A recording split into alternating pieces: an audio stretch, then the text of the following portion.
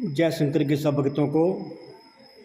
शंकर भगवान की कृपा से आज हम श्रावण महात्म के छठे अध्याय की कथा को करते हैं। श्री सनत कुमार जी ने शंकर भगवान से कहा कि हे शंकर जी, पहले आपने एतवार के व्रत के बारे में बताया और अब हम सोमवार के व्रत के बारे में जानना चाहते हैं। कृपा करके इसका व्रत विधि बताओ। शंकर भगवान ने सनत कुमार से कहा कि हे सनत कुमार, रवि मेरी आँख हैं, उनका श्रेष्ठ महात्म है। पार्वती जी के सहित क्या इस मेरे सोमनाथ का महात्म का वर्णन हो सकेगा? मुझसे इसके महात्म का जो कुछ वर्णन हो सकेगा उसे आपसे मैं कहता हूँ। चंद्रमा का सोम नाम है, ब्राह्मणों के सोम राजा हैं। यज्ञ साधन होम सोमलता का नाम है। इन नामों के कारण एकाग्र हो मुझसे सुनो। यह बार मेरा स्वरूप है, अतः सोम उसका नाम कहा गया है। हे विपर, इसकी व्रत विधि को सुनो। मैं विस्तार से आपसे कहता हूँ। 12 महीने में सोमवार का व्रत करना उत्तम है। यदि 12 महीनों में व्रत करने की सामर्थ्य न हो तो श्रावण महीने में सोमवार का व्रत करें।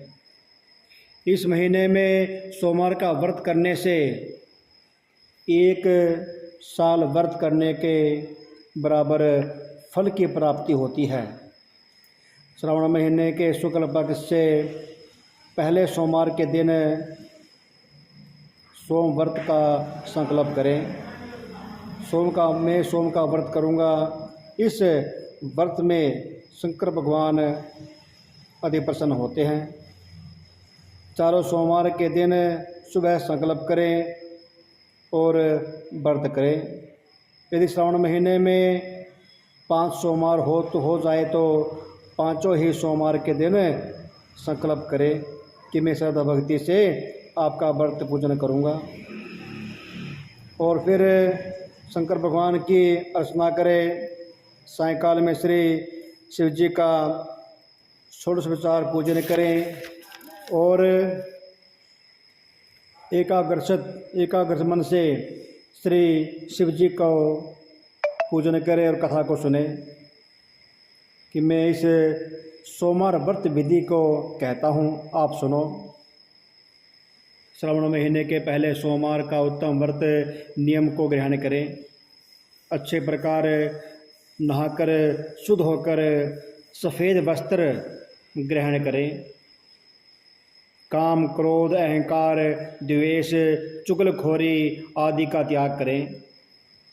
मालती, मल्लिका आदि सफ़ेद पुष्प तथा नाना प्रकार के पुष्पों और अभिष्ट उपचारों से मूल मंत्र ओम नमः शिवाय या महामृत्युंजय मंत्र का जाप करें और शंकर भगवान का ध्यान करें और शिव शशि मौली का ध्यान करता हुआ रुद्र नीलकंठ शिव बैहारी का ध्यान करें।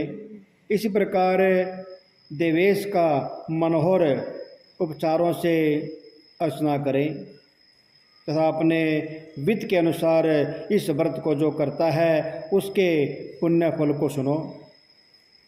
सोमवार के दिन पार्वती के सहित शिव जी की अर्चना करें।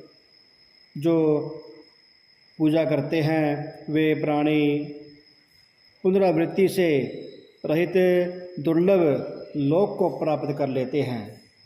इस महीने में नक्त व्रत के पुण्य को संक्षिप्त मात्र से कहता हूँ। देव तथा दानवों से 7 जन्म अवैध जो पाप हैं वे सब नक्त भोजन और इनसे नष्ट हो जाते हैं।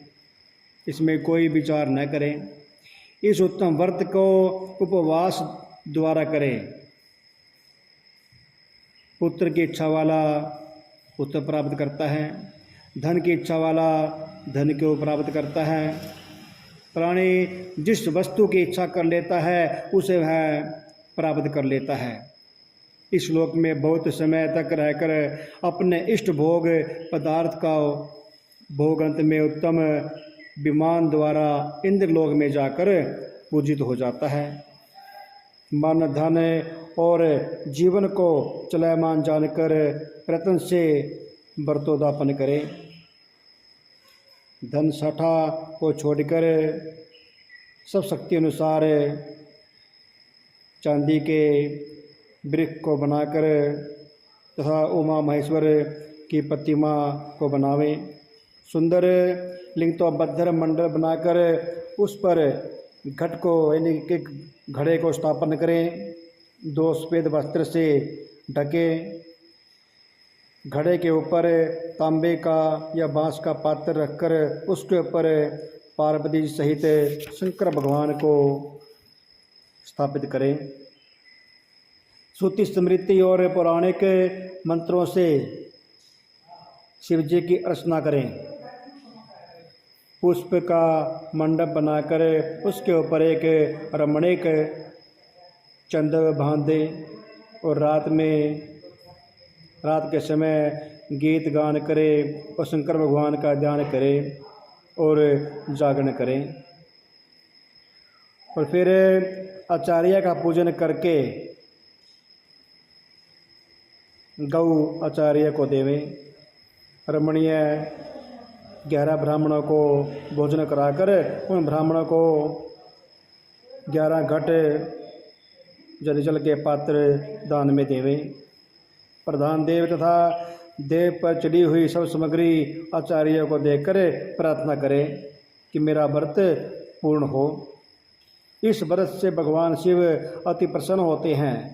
प्रसन्नता से बंधु बांधवों के सहित भोजन करें और जो इस विधान द्वारा इस व्रत को करता है वह जो कुछ चाहता है वह सब प्राप्त कर लेता है और शिवलोक में जाकर पूजित हो जाता है, मनोवांछित फल को प्राप्त करता है। बोलो शंकर भगवान की जय।